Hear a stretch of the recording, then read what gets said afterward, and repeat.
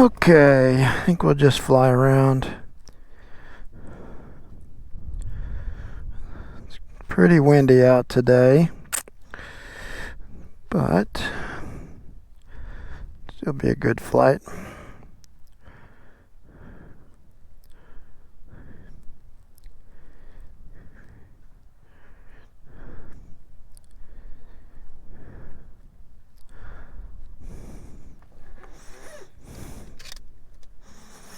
Okay, I've already done a pre-flight, checked the oil, checked the weather.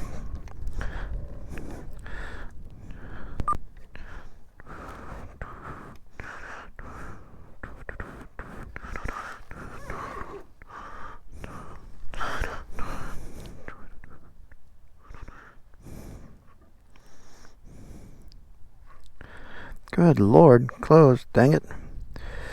I don't have this memorized. 119.25. 119.25.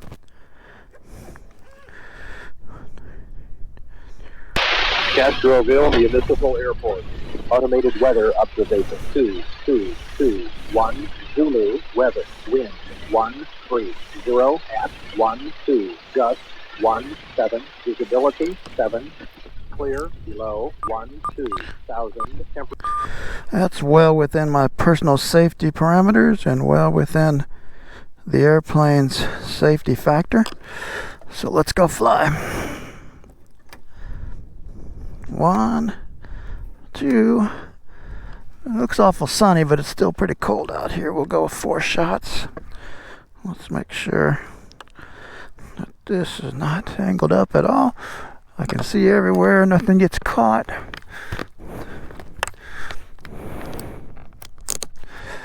Okay.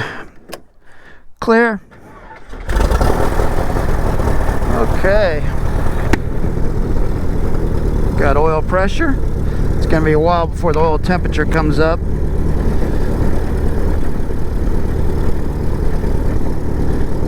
And we'll check brakes.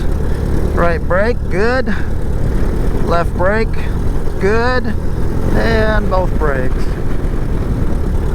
We got brakes. We got an aileron on the left side, an aileron on the right side. Got an elevator that does what it's supposed to, and a rudder that still wiggles around when I kick my feet. So it sure won't take long to get airborne today with the wind. It's mostly down the runway. I think it had some cross component in it, but that's all right. I'm semi-retired, still work weekends, but so I try to fly every Monday through Thursday if the weather's good and I don't have anything else going on. So, got a pretty good life. No complaints. Spent 26 years in the Army.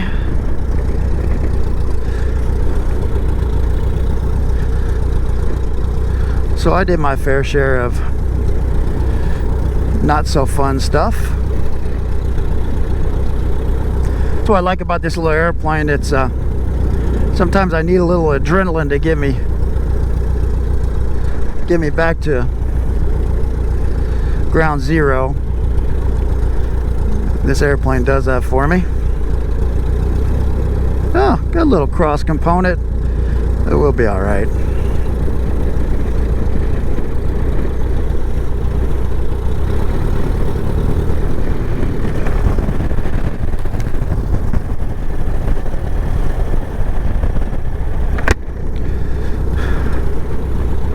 This airplane has a totally 360-degree free castering tail wheel.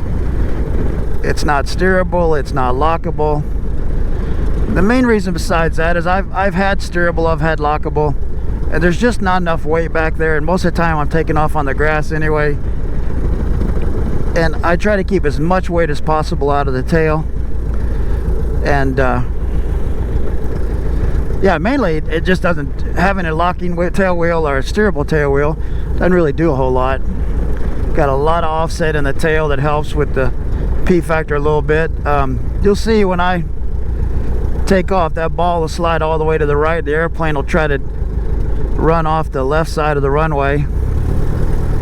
On the grass it's okay, I can go into the power kind of hard and heavy because it's just going to slide on the grass. On the pavement, not so much. You got to gradually go into it.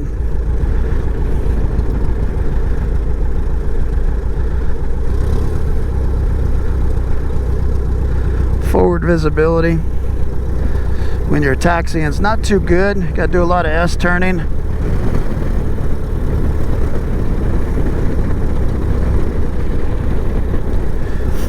One good thing about the wind blowing a little harder like it is today is I don't have as many friends and neighbors in the tower in the pattern. Yesterday the wind was calm, and I think at one time there were 6 fixed wings airplanes and a National Guard Black Hawk and another commercial helicopter, and the helicopter was right here, and this is about 3/4 of my takeoff, and obviously I don't want, and he would hover there for a while, so I was having to wait not only till he departed obviously, but then I had to wait quite a while after he departed so that I didn't end up flying through any of his turbulence. So I did a whole lot of landing, setting, and waiting,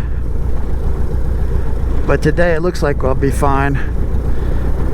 My plan today is just to give you a takeoff, come back around and land. People seem to enjoy the takeoffs and landings. Kind of walk you through what I'm doing. We'll set about right here and do a mag check. Still waiting on oil temperature to come up a little bit.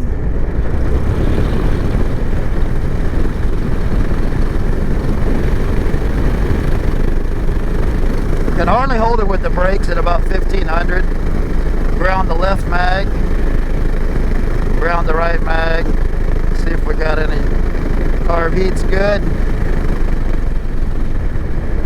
I know the mixture works. We'll just sit right here for a while. Wait for the oil temp to cool up a little bit.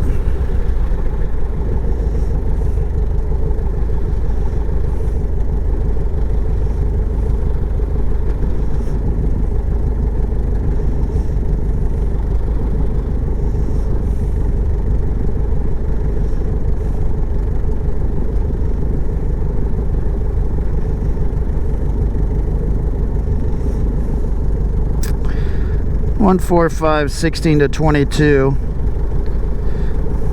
and that's well within my comfort level.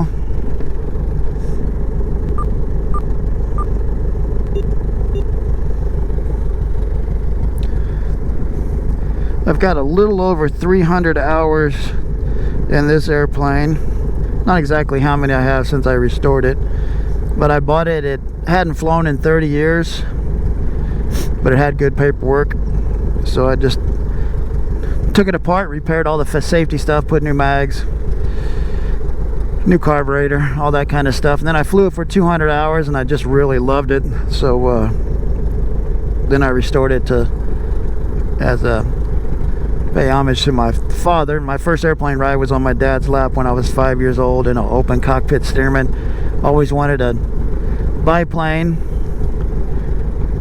Couldn't justify the expense of a Stearman. By the time you get the upkeep and hanger and everything else, those get pretty daggone expensive.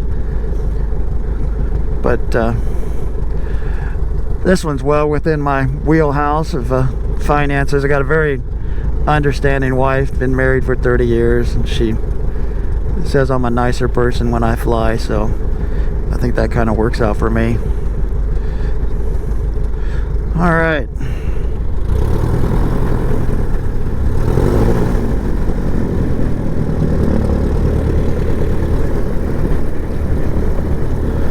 Looks good. We'll go ahead and a lot of people flying Nordo.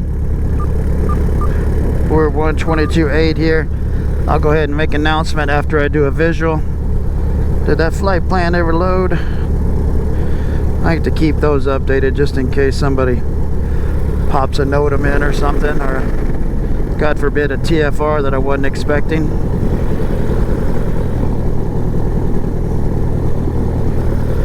I'll wait a few more minutes. I ain't gonna wait too much longer. And that's the definition of too much longer.